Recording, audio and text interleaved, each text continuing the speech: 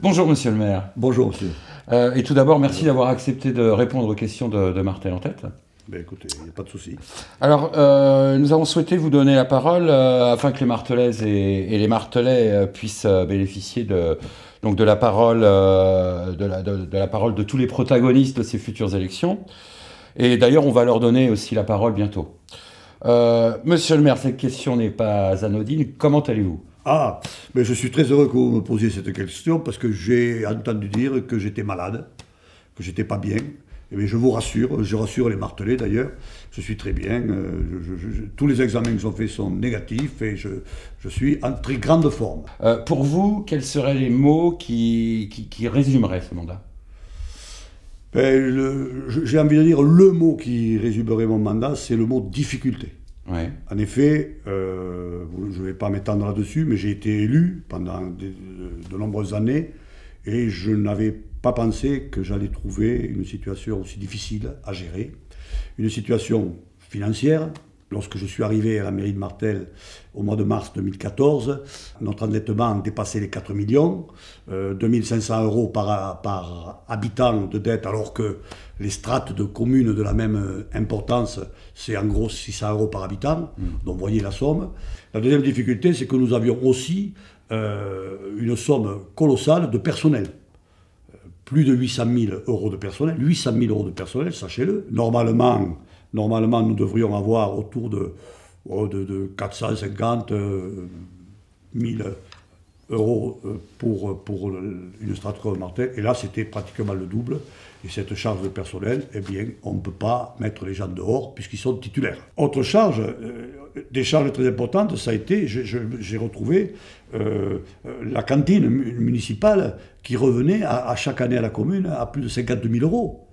Le centre de loisirs qui revenait aussi à plus de 50 000 euros. Alors, on avait des structures qui avaient été réalisées, et il fallait certainement les faire.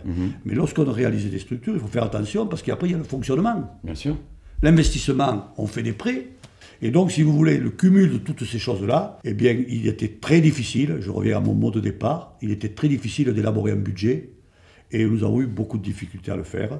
Nous avons aussi laissé de nos indemnités de maire et d'adjoint plus de 178 000 euros dans les caisses de la commune, puisque nous avons réduit nos indemnités de fonction de ce chiffre dont je vais de vous parler. Voilà.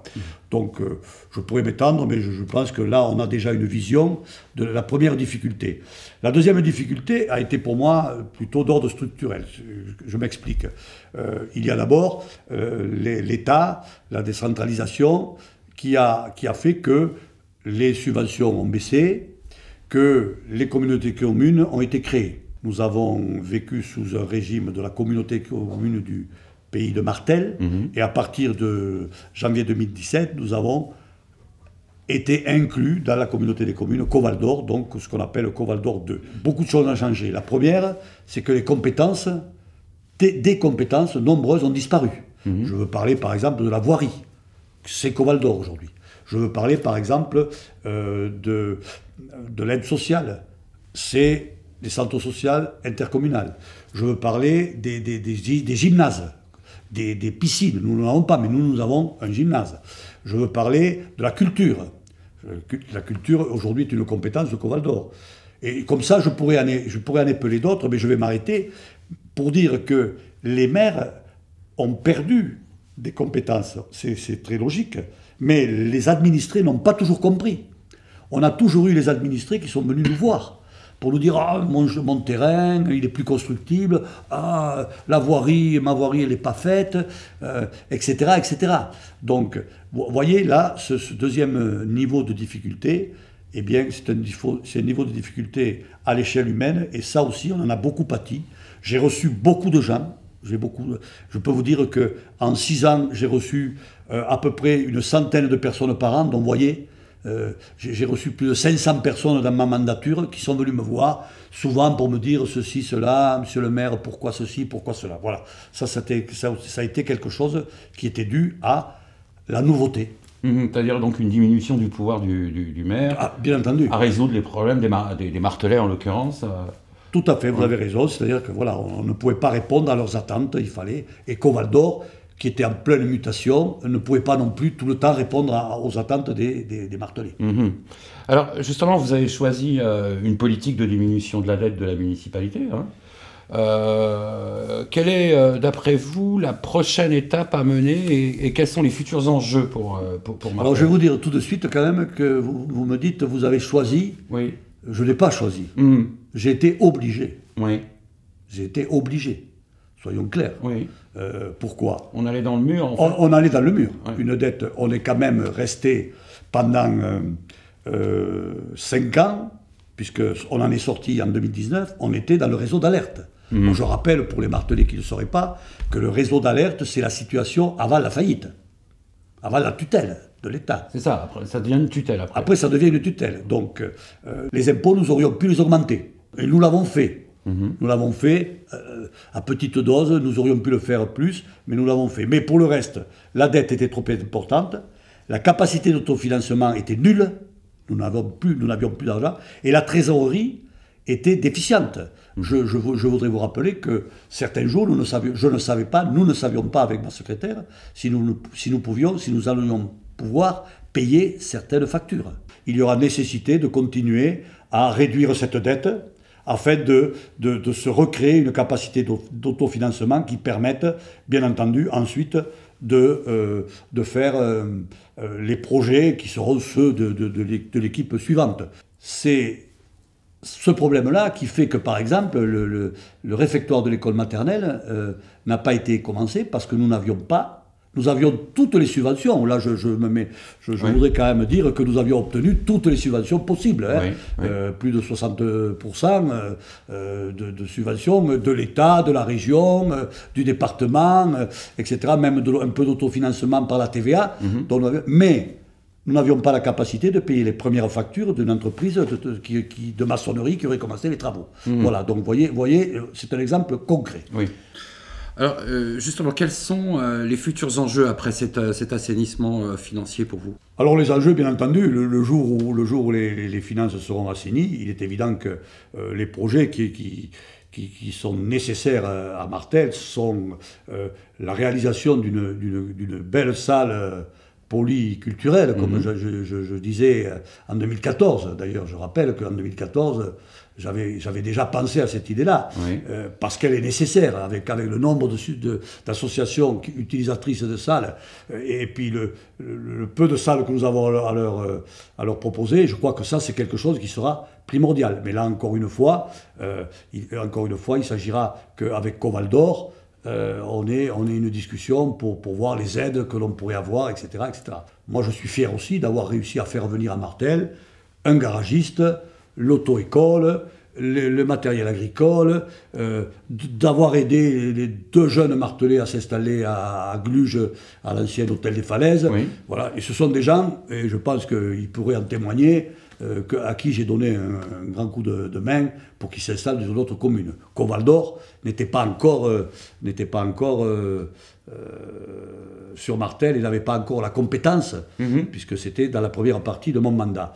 Voilà. Donc ça, le troisième élément qui me paraît important, c'est le logement. Oui. Le logement, on en a parlé, tout le monde en parle, mais bon, c'est normal que tout le monde en parle. Moi, je suis pas jaloux que les gens en parlent, mais il va falloir trouver des solutions, parce que Martel, c'est quand même victime de son succès, c'est cher, donc il faut permettre des programmes d'accession à la propriété qui existaient déjà dans le passé. Je vous rappelle que deux personnes à Martel, qui étaient dans les logements HLM, ont acheté l'appartement dans lequel ils étaient locataires. D'accord. Ça, c'était des choses qui étaient faites il y a quelques années, moi je me souviens.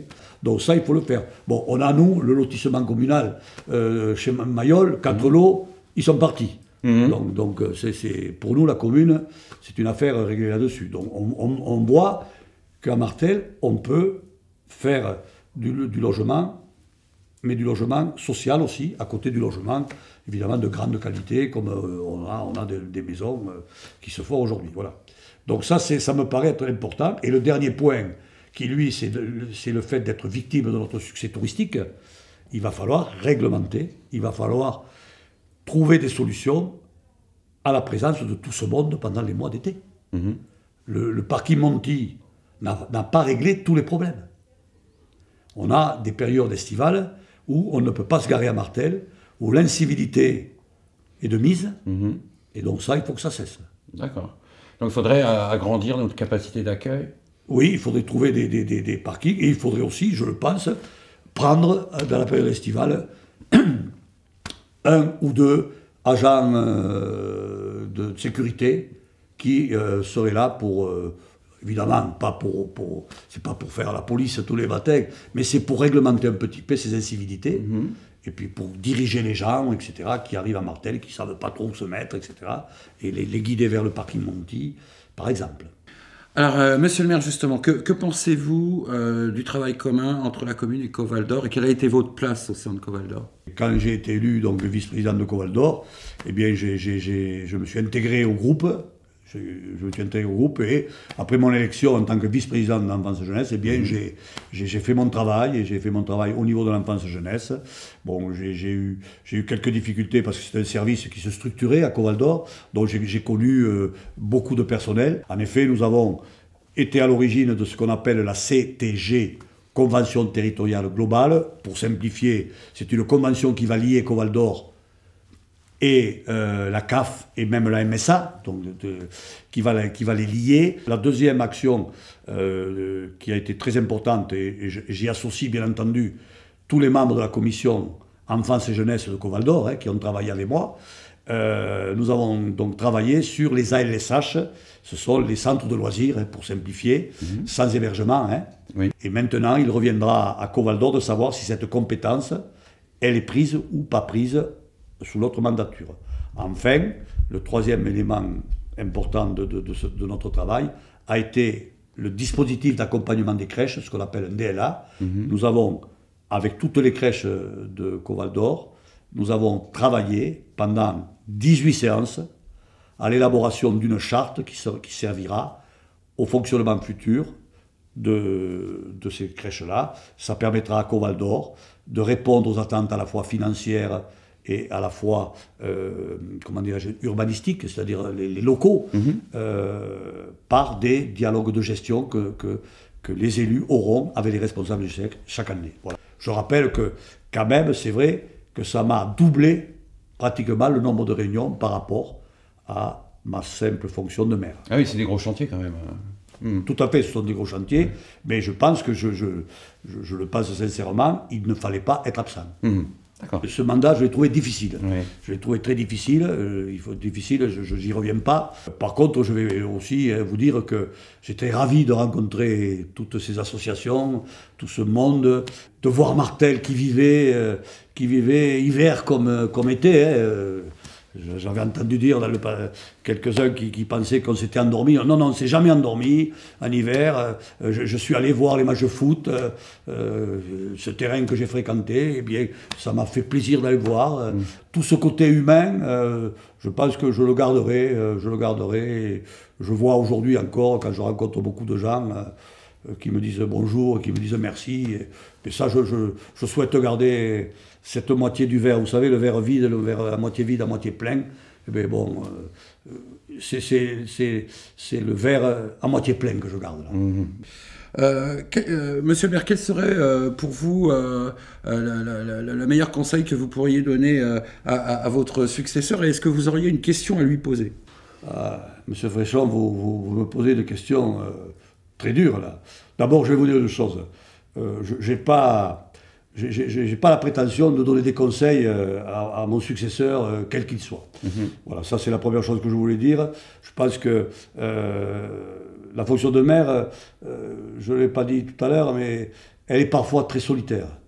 La solitude est une situation que l'on vit très souvent. Donc, si vous voulez, je laisse à chacun de mes futurs successeurs cette chose-là. Par contre, bon, pour être plus sérieux, je conseillerais de continuer à maintenir, comment dirais-je, une rigueur dans la gestion de la commune.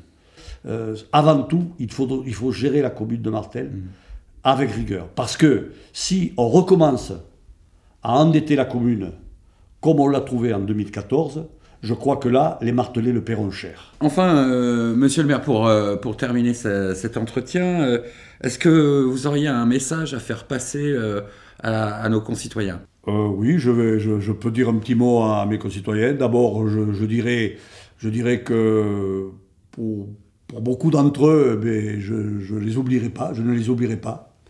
Je les oublierai pas. Je voudrais aussi leur dire que ils ont montré, au moins pendant ces 6 années avec lesquelles j'ai vécu, ils ont montré leur faculté de réveiller le village, été comme hiver. Les associations m'ont permis de voir combien le dynamisme existait. Donc, continuez dans cette voie.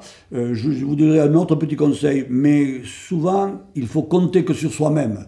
Il faut compter que sur soi-même.